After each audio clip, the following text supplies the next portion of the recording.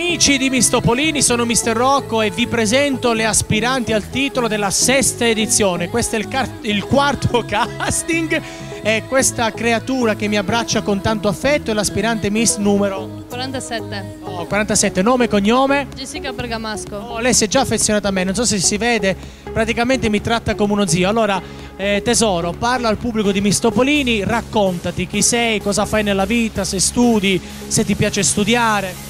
Allora, studio, ho una sorella gemella, e, per fortuna solo una perché... Perché non la sopporta. E, vado all'istituto tecnico Carli, mi manca ancora 2 anni, cioè ancora uno, sì.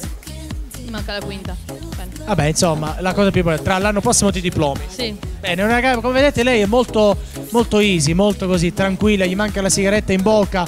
Senti, ti voglio fare una domanda.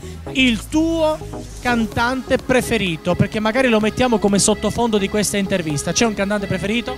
Avril Lavigne o Shakira. Bello, beh, va bene, d'accordo, cercheremo di accontentarti in una di queste cose. Allora, adesso quella è la telecamera, per te la possibilità, insomma, di salutare e dire quello che vuoi. Ok, saluto la mia cara Maida che saluta gli Stenneghi e gli Fregliogli. Non ho capito niente di quello che ha detto, ma va bene lo stesso. E in più saluto la mia sorella e tutti gli altri miei amici che... In bocca al lupo. Grazie.